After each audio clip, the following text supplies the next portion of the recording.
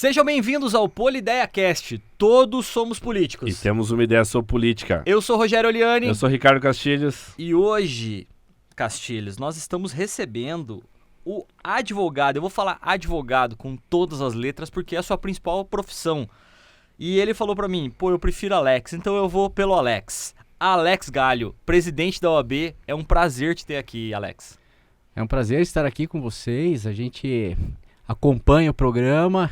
Eu estava muito ansioso para ser convidado, inclusive. Então é uma honra estar aqui. Que legal.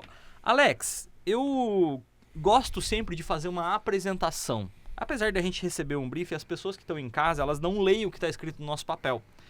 E eu queria te fazer uma pergunta até muito pessoal. Como é que foi a tua carreira profissional até você optar pelo direito? E aí, daí pra frente, onde é que você como é que foram as tuas decisões para você chegar até hoje, ser presidente da OAB? Porque eu acredito que deva ser uma honra muito grande você chegar numa instituição de tamanha importância no Brasil. De fato, é uma grande honra e responsabilidade ser presidente de uma instituição como a OAB, né? Não representa só a advocacia, mas representa toda a sociedade buscando valorizar, sim, a justiça, o direito de todos, né? E a OAB cumpre com esse papel. Bom, como é que eu cheguei a presidente da OAB? Naturalmente fui fazer faculdade de Direito lá no final dos anos 90, no século passado, e tive a grande sorte de ser visto por um profissional altamente competente, que era meu professor e hoje é meu sócio, Marcos Boschiroli. Que legal. Por alguma razão ele enxergou aquele moleque lá no fundão e falou assim, de repente esse rapaz aí tem jeito. E acabou me convidando para ser estagiário dele, né? Aliás, eu fiquei sabendo que ele estava procurando um estagiário e acabei me aproximando dele. Não lembro como, enfim. E sei que ele me convidou para ir trabalhar com ele lá por 98, 99. E acabei me formando, me formei em 2000. 2001 peguei minha OAB e continuei trabalhando com o Marcos Boschiroli, que era uma referência da minha geração, já era uma referência na advocacia. E todo mundo queria trabalhar com o Dr. Boschiroli, né? E eu estava lá trabalhando, aprendi muito. Dr. Marcos Boschiroli, Dr. Marco Bacelar, trabalhavam juntos naquele momento. E de repente eu estava casado, eu falei, eu vou abrir o meu escritório agora. Me senti independente, né? De maneira que abri meu escritório. Achava que estava pronto para sair no mercado, tinha 3 anos de atividade. Né? Já tinha uma experiência e assim, o estágio, ele coloca o acadêmico em outro nível. Tá? Enquanto você está lá aprendendo teoria dentro da academia, quando você vai para o estágio, você começa a ter acesso a processos, a instrumentos jurídicos, você vira a chave. E até então, eu não sabia efetivamente o que queria fazer. Eu fiz um estágio no fórum com o Dr. Rosaldo, e quando o fórum era aqui ainda, onde é o Eleodoro hoje, e aí eu falei, não, juiz eu não vou ser, né? E acabou que na sequência o Boschiroli me convidou para ir trabalhar com ele. E ali eu falei assim, eu posso fazer a diferença, né? E quando me formei, as questões assim dentro do escritório dele naquele momento não estavam muito definidas, e eu vou abrir meu escritório. Quando eu abro o meu escritório, eu percebo que eu não sei nada. Eu não sei nada de direito, né? Tudo eu tinha que sentar, estudar, não tinha ninguém mais para debater, né? Para trocar uma ideia jurídica. E mais do que isso, eu era um analfabeto funcional em gestão. Poxa, eu tinha meu escritório, tinha um estagiário, tinha uma secretária, tinha já uma estrutura, mas eu não sabia gerir. E aí entrava dinheiro, saía dinheiro, eu não sabia quanto ganhava, não sabia quanto gastava. Chegava no final do mês, ganhava dinheiro, estava ganhando bem já. Mas chegava no final do mês, estava com a conta no vermelho, né? Eu falei, tem alguma coisa errada. E aí eu fui fazer um curso no Sebrae o Empretec. Ah, você é empreteco também? Exatamente. E aí, o Empretec mudou minha vida, assim. Mudou completamente, sem empreteco. Sou lá. Você fez, Não, tem que tá fazer. na minha lista. Só tá o na minha lista. empreteco conhece É. o empreteco. O Ah, cara olha e meu brilha o Deus. olho e fala, Mudou cara. minha vida, você sabe disso, Sim. sabe? Então Mudou eu me minha vida arrepio também. quando falo, porque ali eu falei, não, eu posso muito mais. Porque a cultura do advogado, até aquele momento, é a cultura do autônomo, né? Do advogado que ele não tem ele não tinha naquele momento ainda, eu não via, salvo raras exceções, e talvez em grandes centros, uma cultura gerencial de um escritório. E aí, eu entendi que ali eu podia mais. E eu comecei, através do Empretec, buscar novas ferramentas de gestão de pessoas, gestão financeira, gestão administrativa. E eu comecei a cutucar o Bosquiroli. Apesar de não estar mais no escritório dele, a gente sempre teve uma relação, né, Muito próxima. muito próxima, e eu falei, Marcos, o Empretec isso, o Empretec aquilo. Ele foi fazer o Empretec também, Que legal. né? Na próxima turma ele fez o Empretec também, e também saiu alucinado, né? E ele já com, sei lá, naquele momento, uns 10 anos de atividade, tá? E ele vivia as mesmas dores que eu vivia com 3 anos de atividade. E acabou que numa conversa nossa, depois que ele fez o Empretec, ele falou assim, vamos montar o nosso escritório. Aí eu falei, vamos montar o nosso escritório. E desenhamos o nosso escritório. E o Marcos fez uma coisa para mim que talvez, assim, não sei se alguém já fez para outra pessoa. A minha carteira representava 10% da carteira do escritório do Bosquiroli. E ele, então assim, ó, minha carteira é essa, tal, estimo que vale X, tal, né? Tua carteira já analisei, né? Eu estimo que vale Y, tal. Então era 10% do que... E ele falou, não, Alex, se for pra gente trabalhar junto, é meio a meio. Bah. E aí, cara, ele me deu 50% da carteira dele, né? E ele falou assim, agora se vira, a administração aqui é tua e tal. E nós, né? Tínhamos lá, aí contratamos um monte de advogados, assim, inchamos.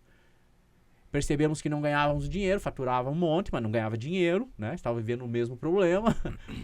E aí a gente começou a se adequar. E hoje, Cara, né? que história legal, hein? Cara, nós que estamos- história legal. E hoje nós estamos aqui. E o Marcos foi presidente da OAB.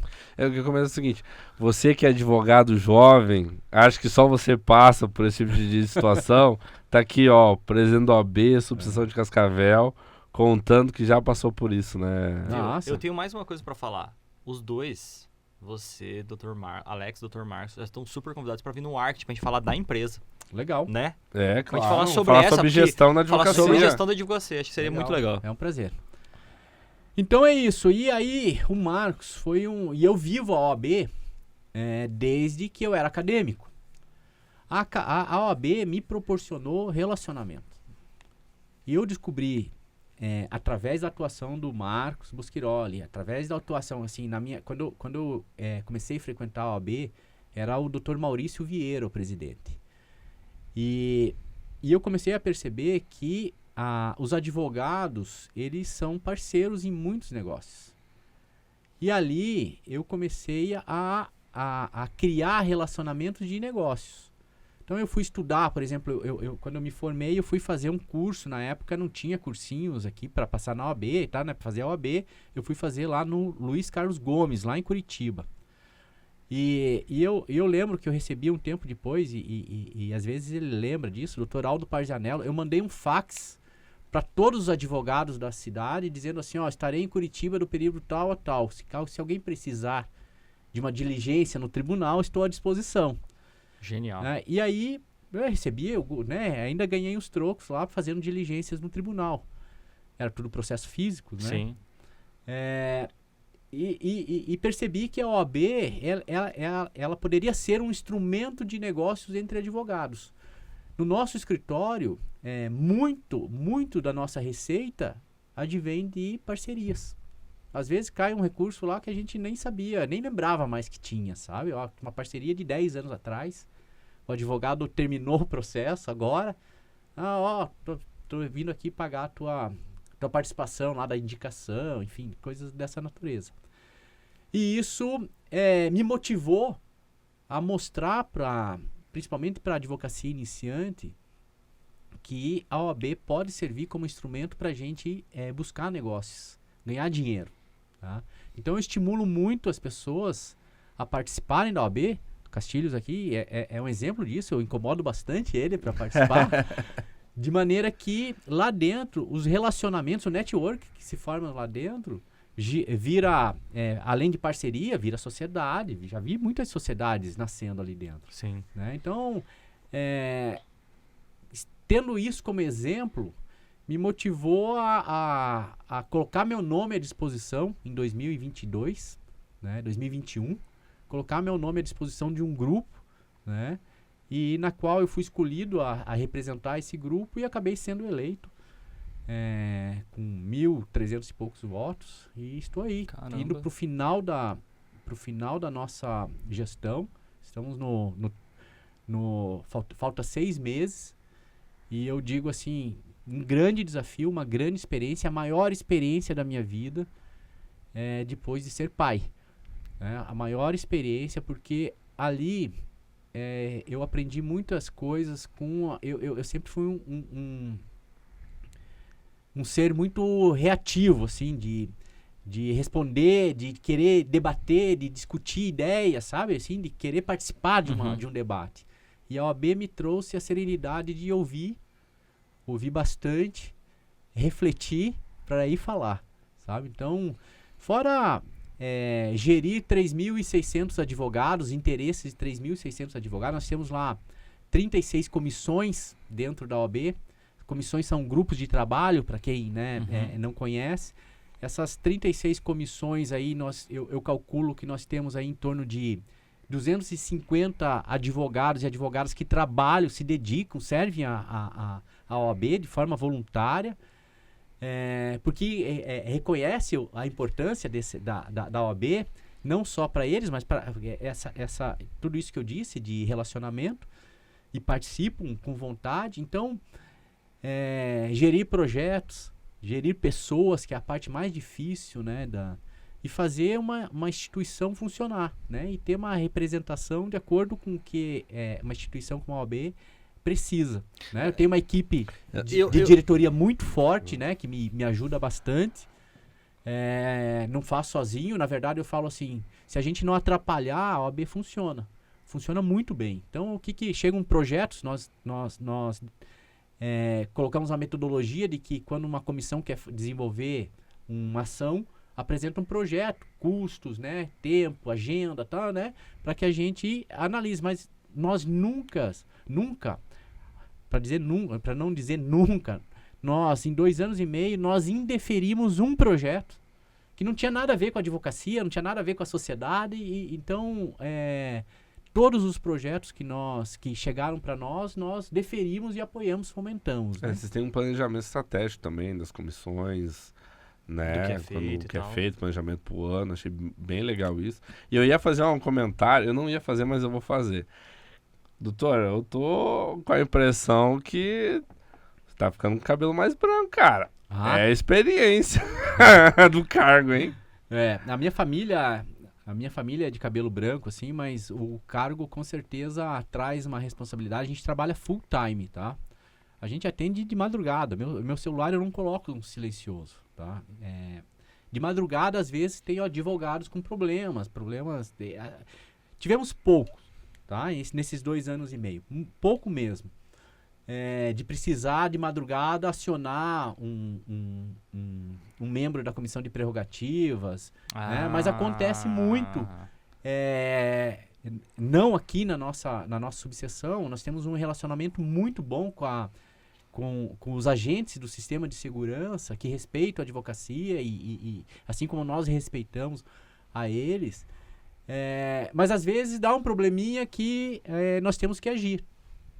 E aí eu fico assim, eu brinco com a diretoria e com o nosso conselho de que nós precisamos estar full times para a advocacia. Nós estamos aqui para servir, né? A gente serve a advocacia, a gente serve a comunidade, De maneira que a gente não pode desligar o telefone. Tá? A gente tem que trabalhar. Sabe que eu ia contar uma história, acho que eu nunca te contei isso, né? Mas quando Ai, eu tinha meu uns 16 anos, eu tenho um tio advogado em Blumenau, Santa Catarina. E eu ia pra lá todas as minhas férias. Um dia eu trabalhava com um tio que tinha uma distribuidora da editora Abril. E o outro, esse meu tio advogado, eu trabalhava no outro dia com ele. Então, o que ele fazia ali? É viajar pra uma cidade ali do lado e tal. E aí, eu lembro que ele chegou um dia e ele falou, ó, viu, eu tenho que ir lá no fórum de Rio do Sul, vamos comigo. Aí eu falei, vamos. Tava lá de férias. E eles iam pra ele falar assim, viu, ó, faz essas cópias pra mim. Eu funcionava como um estagiário no escritório de advocacia, entendeu? Um dos motivos que eu queria fazer direito, que eu já te falei uma vez, era por conta disso. Eu funcionava porque eu gostava de trabalhar, então eu queria estar lá, trabalhando, entendeu? Aí eu lembro que eu fui com ele pegou assim, ele falou, pô, vou fazer acho que era uma petição, vou entregar essa petição no fórum, vou protocolar no fórum e tal. Eu marquei o nome errado da pessoa. Aí a minha cabeça, eu sempre fui um resolvedor de problema. Hoje eu entendo isso, né? Eu falei, pô, comecei a pensar em, pô, vamos tentar a chave, vou falar com alguém, ver se encontra uma lan house. Ele falou, não, eu vou na OAB. Eu falei, o que é a OAB? Ele falou, a Ordem dos Advogados do Brasil. Eu tenho uma sessão ali, que eu entro ali vai ter um computador, eu vou entrar ali, vou fazer, vou imprimir, vou editar aqui, eu tenho um timbrado aqui já vou colocar lá, vou imprimir. Eu falei, nossa, eu falei, mas que organização, né? Aí eu falei, mas é do próprio fórum? Ele, não. Os advogados pagam Aí ele me explicou, o advogado paga uma anuidade, aí aquilo mantém, e aí você vai em qualquer lugar, você tem acesso ou no fórum, tem uma sala da OAB normalmente, né? Se eu não estiver enganado.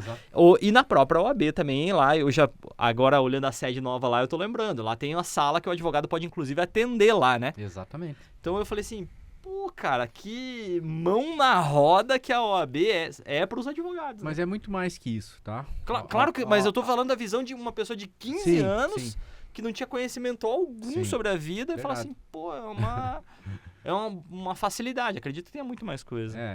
A OAB é um instrumento da sociedade que ela tá ali, os advogados, né, através da OAB, estão ali para defender o direito dos cidadãos, o Estado Democrático de Direito, né? Mas nós enxergamos nessa gestão, inclusive, assim, de um trabalho que nós entendemos muito importante, foi perceber que as academias, as universidades, elas estão soltando os novos advogados muito crus. Como eu saí cru da faculdade lá. Então nós nós fomentamos as comissões para que tenham como missão, aí vem ao encontro daquela questão do planejamento estratégico das comissões, uma parceria com o Sebrae. Nós fomos a primeira comissão, a primeira subseção do Paraná a fazer uma parceria com o Sebrae para levar ferramentas para dentro da instituição de maneira a organizar e fomentar as atividades. E o Sebrae desenvolveu lá uma metodologia muito bacana, que está dando muito resultado, de mostrar para as comissões que a missão delas é qualificar e capacitar a advocacia. Então, nós estamos meio que substituindo cursos e cursos online, EADs, a própria universidade, porque os próprios advogados estão criando ações para qualificar e capacitar a advocacia. Que legal. Então, assim, nós desenvolvemos, nesses 2 anos e meio, mais de 100 eventos de qualificação, capacitação e entretenimento. Mais de 10 mil pessoas participaram dessas ações. E isso mostra que nós estamos no caminho certo, porque cada vez que uma comissão vai lá e desenvolve uma ação, né, um evento que tem um sucesso, que tem uma repercussão boa, a outra comissão quer fazer mais e melhor, entendeu? Que legal. Então a gente tem fomentado dessa forma, e por isso que eu digo, além da questão legal e institucional de defender o Estado Democrático de Direito, a Constituição, também tem algo muito importante que se sobrepõe a tudo, que é o direito e as prerrogativas do advogado.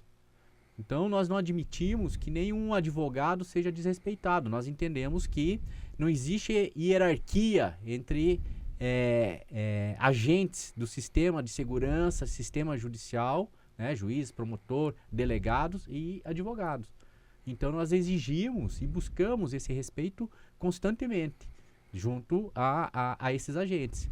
E isso faz com que nós tenhamos também o respeito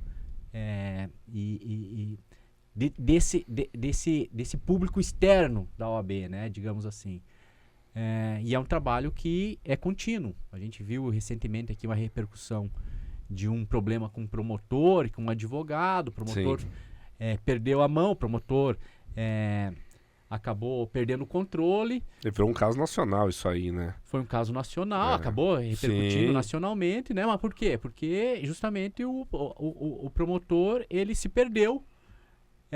E o advogado, dentro da linha de defesa dele, né, atuou, representou, e nós temos aí uma representação junto ao Conselho Nacional do Ministério Público, junto ao CNJ, para que esse promotor aí seja punido dentro da legalidade da ação que ele cometeu. Então, é nessa linha que a OAB busca trabalhar. Às vezes o tribunal do júri é um campo de batalha também, né? O pessoal gosto. que tá ali, nossa, cara. Eu gosto A de flor da pele ali, as emoções, sentimentos. Doutor, vamos lá. Presidente da OAB Subseção de Cascavel.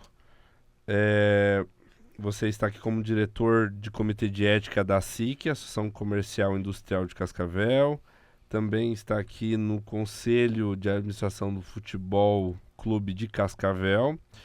E a sua especialidade é questão de governança corporativa. Fala um pouquinho melhor pra gente, explicar o que é isso. Tá. Então, assim, eu hoje estou no Comitê de Ética, né? Eu já fui presidente do Comitê de Ética da SIC. Participei da SIC de 2004 a 2023. E dentro da SIC é importante, antes de responder tua pergunta, é importante contextualizar isso, porque a SIC me trouxe uma visão importante do que é a governança institucional. E a partir dessa visão, eu comecei a me envolver com empresários, com grandes empresários que buscavam também, de certa forma, levar a governança para dentro das suas empresas, né? E foi onde me motivou a fazer um curso lá no Instituto Brasileiro de Governança Corporativa, em Curitiba, para entender o que era a governança, propriamente, né? E a governança é trazer conceitos de gestão, de transparência, de equidade, de governabilidade, propriamente, dentro de uma instituição, dentro de uma entidade, seja ela privada ou não, né? E aí vem ao encontro do que representa isso, né? Que é a organização interna administrativa, né? É entender quais os papéis entre as partes. É registrar, por exemplo, termos o registro, por exemplo, de reuniões importantes para que ali na frente eu consiga identificar o que foi determinado, o que não foi determinado, o que falta fazer, quem ficou responsável de fazer. E isso traz mais do que essa questão organizacional, traz, no nosso entendimento, a perenidade de uma entidade, de uma instituição, né? Seja pública ou privada, né? Então, quando a gente visualiza isso para a iniciativa privada, a gente, com a implantação de uma governança, a gente desenvolve ali instrumentos, por exemplo, como um acordo de acionista, um acordo de sócios, que vai determinar, inclusive, como se dará a efetivação de um novo diretor, de um novo presidente, de um novo CEO do negócio, né? Então, isso é uma cultura que no Brasil, e assim, nos grandes centros, ela já está mais consolidada. Para o interior, ainda existe uma certa dificuldade de conversar com, principalmente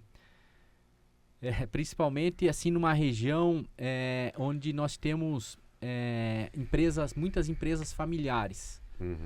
Quando você vai conversar com o patriarca ou a matriarca e falar de sucessão, né? Como é que você visualiza quando você não estiver aqui? Como é que é a tua empresa? Você Você já me disse que você quer que a tua empresa vá além de ti. Isso. São né? 2 desafios, né? Essas empresas tradicionais, familiares, e as startups que não tem nada e tem que construir do zero, né? Exatamente. Exatamente. Mas, quando você vai discutir com visões inovadoras, é mais fácil de apresentar conceitos, né? De governança e tudo mais. Mas quando você vai conversar com empresas familiares, que têm um longo histórico de atividade, tal, o patriarca ainda que é pioneiro da cidade ou da região, é difícil de falar com eles porque eles não se enxergam fora do negócio, fora da operação. Imagino que deva ser bem desafiador. É né? desafiador trazer essa visão de perenidade com alternância do poder, digamos Sim. assim, né? Além dessa atividade de governança, você aqui é pesquisador em blockchain, criptomoedas e ativos digitais. É verdade. Fala bem rapidinho aí pra gente o que seria isso. Sei que dá pano pra... Nossa! Não, a gente pode conversar o dia inteiro realmente falando em blockchain, porque é um assunto que me fascina. Como é que eu cheguei na blockchain? Em 2016 eu li um artigo de um pesquisador que falava sobre smart contracts, né, os contratos inteligentes. E eu pensei comigo, isso vai atingir a minha atividade. Bom, contrato inteligente, né, vai atingir efetivamente a advocacia. Eu preciso estar antenado com isso. Sim. E aí fui entender o que era blockchain, que hoje se conhece a blockchain, é muito fácil de falar de blockchain. Hoje as pessoas... a Web3 hoje, né? Nada mais é a blockchain do que um sistema operacional, né? Que vai além do que nós conhecemos lá atrás com o DOS, né? É a evolução da internet. E ali, as operações que se dão dentro da blockchain, elas são imutáveis, né? Elas são transparentes e imutáveis. E, entendendo isso, eu comecei a identificar que os contratos inteligentes são nada mais, nada menos do que a digitalização dos contratos dos instrumentos físicos para o digital. Então, quando a gente analisa um contrato, ele tem cláusulas que são executivas, ou seja, né? Fazer ou deixar de fazer alguma coisa. Sim. Comprou uma casa, você tem que pagar essa casa. Os contratos inteligentes trazem isso para dentro do sistema da internet. De maneira que, por exemplo, nós temos já sendo executado, quando você financia um carro e você não paga a parcela, o contrato inteligente desliga esse carro. Né? Ou seja, Nossa, nós estamos falando de uma outra revolução. Seja onde você estiver. Que loucura, cara. Você não pagou a parcela. O contrato vai desligar o carro, já veio a financeira já sabe onde teu carro tá, né?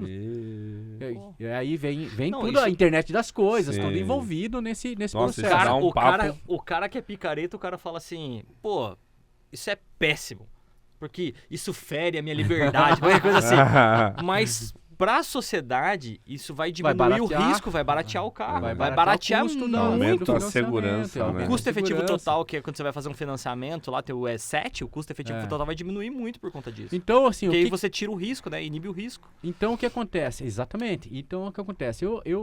Aí a blockchain me levou às criptomoedas. Eu fui entender como é que se dava uma operação, porque eu via lá atrás, eu sempre fui um curioso em questões relacionadas à tecnologia. Então, quando eu comecei a ouvir falar do Bitcoin lá em 2009, 2010, hoje eu fico pensando, poxa, eu era... Cara, eu tenho essa Eu mesma... queria- eu era curioso, eu sabia que cara, existia, Nossa, entendeu? em 2015, cara, eu tava na Austrália e eu vi uma reportagem. Primeira mansão comprada com Bitcoin. Aí eu pensei, cara, isso daí vai crescer. Só que eu Nunca, mas... Pô, Tirar 100 dólares, né? Nossa, que 100 era dólares pra 100 comprar. dólares na época? Não, Ai, tirar 100, com 100 dólares. Não, lá em 2016 não, já tava mais caro. Já tava batendo lá os... Eu teve um funcionário. Mas tava- Tipo, É. custava 50 centavos de dólar. É. Aí teve um funcionário meu, quando cresceu pra 44 dólares, o funcionário meu falou assim: pô, cara, tem que investir nesse negócio, vai crescer. Eu falei: cara, valia 50 centavos. faz teu Vale trabalho 40 aí, cara. Vale 44 dólares Fica agora. quieto e faz seu Não, trabalho cara, aí. cala a boca, isso não vai crescer. Enfim. Trouxa! Então, e aí fui entender que são criptomoedas, fui entender que é um mercado gigante, trilhardário. Hoje né? quantas criptomoedas tem? Você tem uma Ah, ideia ou não? tem. Nasce Quando- uma todo dia, né? Em 2017, eu participei de um estudo junto com um grupo de advogados. Até lançamos um livro sobre blockchain para advogados. Uhum. Vários artigos de vários advogados. Uma menina chamada Amanda Lima, lá do Nordeste, assim, ela já tava voando em 2016 e 2017, sabe? Ela tem até um blog, assim, advogando na estrada. Hoje ela viaja o mundo, né? Falando, advogando com a advocacia digital, tal, enfim. Que maneiro. E aí nós desenvolvemos esse estudo para justamente disseminar a cultura da blockchain dentro da própria advocacia, justamente por entendermos naquele momento que isso reflete na gente. Então, eu já fui procurado, por exemplo, por um pessoal que estava vendendo uma fazenda lá no Mato Grosso por Bitcoin. E eles queriam saber se aqueles Bitcoins existiam realmente, né? Então, me ofereceram aqui, mostraram aqui e tal. Aí eu falei, deixa eu ver. Deixa eu ver. Aí fui entender a operação. Primeiro que não é uma compra e venda tradicional. Não. É uma permuta. É de um Sim. ativo por outro. Sim. Né? É um ativo Tem que por outro. declarar no imposto de Entendi. renda. Exatamente. Mas neste caso em específico, estava dentro de uma plataforma que a gente... O Bitcoin, o ativo, Carteira digital. que eu não conseguia identificar a carteira. Ou seja, não estava dentro da blockchain. Então os caras estavam vendendo uma ilusão. Iam vender, né? E eu, É dar um golpe, não. Nossa, disso. maior responsabilidade. já recebi aqui várias consultas nesse sentido. Recebi uma Nossa. proposta aqui. Não, foge. Então, Caramba, tem muito cara. disso. Né, a tecnologia permite também Sim. esses golpes, né? E aí as pessoas, as É, pessoas leigas, elas... O malandro evolui também, vai né? ver lá, Bitcoin a $60 mil, É. né? Mas só para ir até, a gente está caminhando para o final aqui, mas a advocacia está passando por desafios tecnológicos bastante consistentes. Você vê aqui inteligência artificial na advocacia. Putz, isso dá um programa inteiro para falar sobre isso. Agora foi lançado o domicílio eletrônico judicial, que as intimações vão ser enviadas num lugar só, né? Isso é um problema, um grande problema que nós estamos enfrentando, tá? E é interessante dizer que já chegou ao Conselho Federal essa temática. O Conselho Federal da OAB já oficiou o CNJ. Eu não tenho certeza disso, mas me parece que houve a suspensão dessa situação justamente porque o problema é que quem tem acesso ao gov.br está abrindo as intimações processuais que são Pros de advogados, responsabilidade dos advogados. Então, por exemplo, se Correndo cai prazo. aqui no teu administrativo e a pessoa não sabe do que se trata, ela abre. E aí começa a correr o prazo do advogado. E o advogado, às vezes... Tem acesso ao meu Gov. Exatamente. E aí o advogado começa a correr o prazo processual para o advogado. Então, uma ação assim que nasceu aqui em Cascavel, Michel Lopes, que é o presidente do SESCAP, né? Já levei essa demanda para ele no início do ano.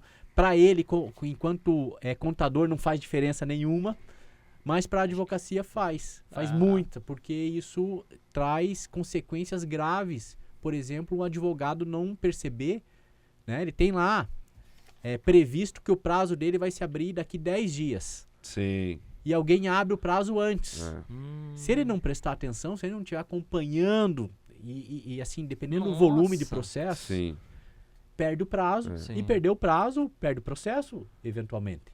Muito provavelmente. Uhum. Né? Fora a responsabilidade do advogado Sim, junto ao sim. seu cliente. Sim. Então, é uma demanda que a gente levou para a seccional levou para o Conselho Federal e estamos atuando aí para que isso... É bastante ampla a atuação do OAB. Ô, Alex, eu tenho uma curiosidade aqui, que a quarta... Você estava comentando aqui fora, a quarta vara civil, ela foi transformada ou ela foi... Ou existe uma nova... Me explica isso. Não, ela foi transformada numa vara especializada, Tá. tá? De empresarial com foco em recuperação judicial e falência. Entendi.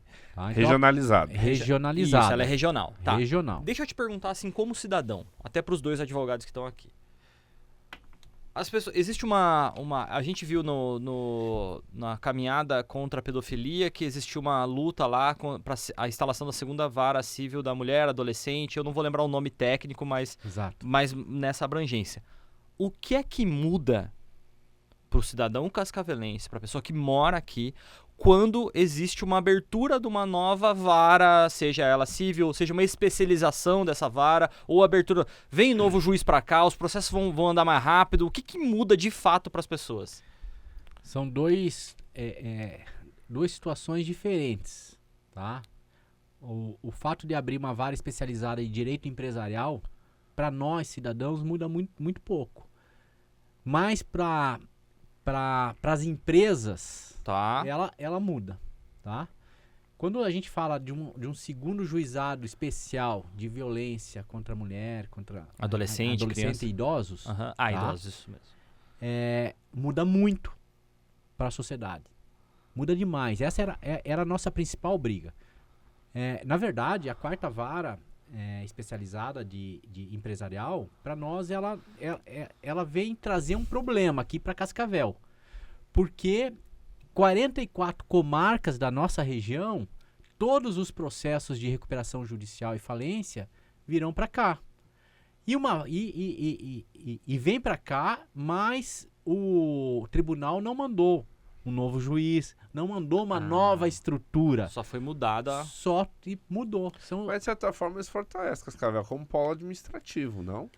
Então, eu vejo que se nós tivéssemos uma estrutura adequada para isso, sim. Nós temos vários problemas aqui. Nós temos uma vara uma vara fiscal que tem 30 mil processos represados. De fazenda pública. De fazenda né? pública, exatamente. A vara de fazenda pública tem 30 mil processos represados. Com um juiz, um substituto, uma equipe reduzida. Esses dias queriam tirar, vieram pedir o apoio da OAB, nós demos, queriam tirar um funcionário, remanejar um funcionário daqui para uma outra comarca. E quando, na verdade, o juiz aqui é humanamente impossível, o doutor Eduardo Coimbra. É impossível qualquer sujeito trabalhar com 30 mil processos. E aí traz aqui, transforma uma outra vara. Um advogado lida com quantos processos, mais ou menos? Ah, cara. Saudável. Uns 200. 200. É. Saudável.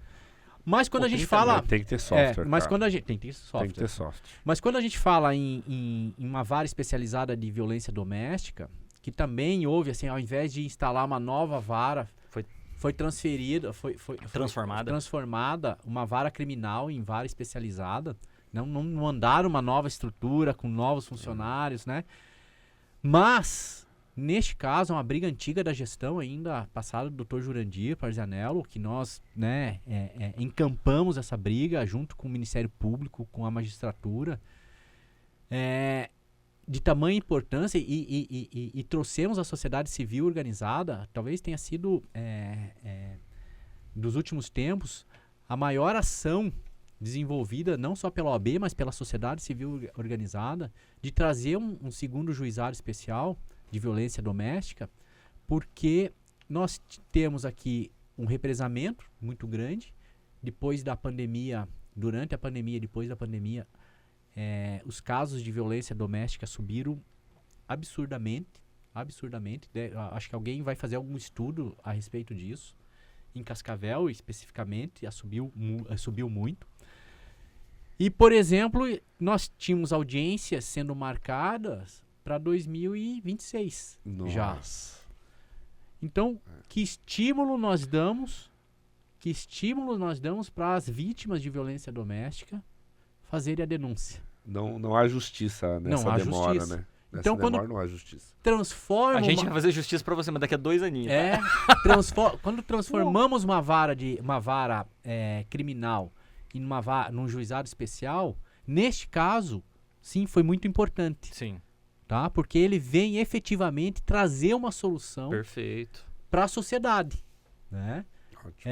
E isso faz com que o trâmite dessas ações elas sejam mais rápidas, né? E a solução final para a vítima, principalmente, né? Nós temos casos que a gente sabe de pessoas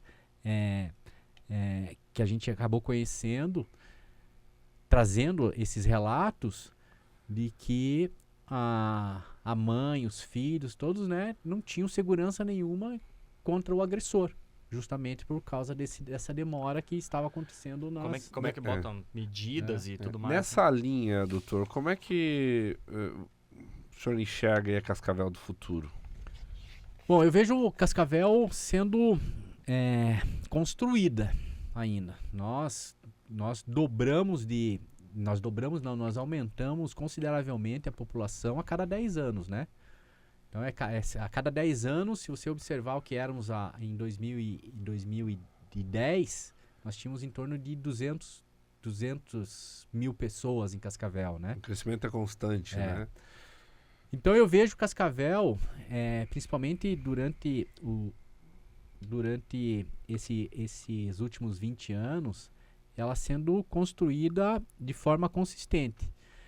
Nós, enquanto cidadãos, estamos mais maduros também em ajudar nesse processo de construção. Nós estamos politicamente mais maduros, inclusive, de cobrar nossos representantes, né? Então, Cascavel, e eu tenho passado em outras cidades, principalmente lá do Rio Grande do Sul, nós estamos muitos anos além da maioria das cidades daqui do sul do Brasil, né? E nós tivemos como exemplo Maringá. Maringá foi um exemplo para Cascavel quando se criou aqui o CODESC. Então, essa coordenadoria, que ela é representada por membros da sociedade civil como um todo, faz com que nós tenhamos políticas públicas de desenvolvimento social, né? Desenvolvimento urbano, tecnológico. Então, eu vejo Cascavel nessa progressão, e cada prefeito que vem, se a gente observar dos últimos 20 anos, cada prefeito que veio deixou um legado melhor do que pegou, né? Então, é importante dizer isso, que todos que passaram pela gestão melhoraram a cidade, né? Dos últimos 25 anos, 24 anos, do século 21 para cá, né? Do século 21 propriamente, nós melhoramos muito enquanto cidade. Até por conta do trabalho que eu estou falando aqui como presidente da OAB, né? O Alex como presidente da OAB, por conta de pessoas como você, que topam ser presidente da OAB, o Ciro Canabarro, que é presidente da SIC, o Giovanni, que é presidente da MIC. Essas pessoas acabam olhando para a prefeitura e tem uma força política muito forte. Cascavel, nessas instituições, acaba tendo uma força política e uma união muito forte que, independente do prefeito, e é evidente que você, que está aí, tem as tuas ideologias para o próximo prefeito, independente do prefeito, como você falou, o prefeito vai conseguir deixar um legado porque ele sabe que a cobrança virá dessas instituições. E mais uma vez, independente da ideologia que você tem. Tem uma vontade política integrativa muito forte, Cascavel. Exatamente. Isso é muito bom. Muito verdade. bom. Doutor, para finalizar, pedir para olhar para aquela câmera. Quem quiser conhecer mais do OAB, quem quiser conhecer mais do Alex, como é que entra em contato? Bom, a OAB Cascavel, ela tem o seu principal canal de comunicação é o Instagram. É a OAB Cascavel. Todas as nossas ações, todas as nossas agendas e eventos estão no Instagram da OAB Cascavel. É importante dizer também que toda segunda-feira, das 9 ao meio-dia, a diretoria está reunida na OAB as reuniões administrativas e para receber não só a advocacia, como a sociedade, como os cidadãos de Cascavel e que integram, das cidades que integram a nossa subseção. Então, toda segunda, das 9 ao meio-dia, nós estamos lá, não precisa nem fazer agenda. É só chegar lá que nós atendemos e ouvimos, né, e ajudamos no que for possível. Se quiser saber um pouquinho mais sobre o Alex, eu tenho também meu canal no Instagram, é Alex Galho. E ali não é um canal profissional, é um canal do Alex, né? Porque ali tem fotos minha, do meu cachorro, da minha esposa. Coisa boa, hein? Né? Às vezes rola algum assunto profissional e é isso, né? Tem o canal profissional é o LinkedIn, Alex Galho também. Então estou aberto aí para contatos. Alex, né? você é o primeiro que fala do LinkedIn. É? Eu já vou te seguir lá no LinkedIn porque eu gosto bastante de usar o LinkedIn. Eu viu? uso também bastante o LinkedIn, fiz muitos contatos. E recentemente eu não coloquei aí, mas eu sou sócio de uma desenvolvedora blockchain. Que legal. Nós desenvolvemos a nossa empresa, a Iconic. Eu acho que eu já falei para ti dela. Ela tem sede lá em Porto Alegre e nós desenvolvemos a primeira propriedade digital do Brasil, registrada, escriturada e registrada, foi através da Iconic, onde nasceu uma empresa chamada NetSpace. A NetSpace, vocês vão ouvir muito falar dela aqui, em Cascavel e na região e no Brasil, porque ela está ampliando. E aqui teve um rapaz aqui que comprou os direitos de explorar a NetSpace aqui na nossa região. Que legal. Então, e através do LinkedIn, eu tive muitos acessos aí com empresas de fora do Brasil, justamente para buscar novas ferramentas que possibilitem a gente a desenvolver, a trabalhar mais a blockchain, né? Show de bola. Bom. Parabéns, Alex. Obrigado pelo teu tempo, obrigado Eu que pela tua agradeço. participação e espero que a gente consiga conversar mais vezes aqui. Queremos você próximo aqui, doutor, pra gente conversar e Estou à trazer disposição. informação. Estou à disposição, sempre que precisarem, me chamem, inclusive para aproveitar aquela sala lá de trás e jogar o videogame, jogar o Vamos PES, jogar um né? videogame. Vamos sim, combinar. Show de bola. Todos somos políticos E temos uma ideia sobre política. e a gente quer saber qual que é a tua ideia sobre política. Então, vem participar com a gente.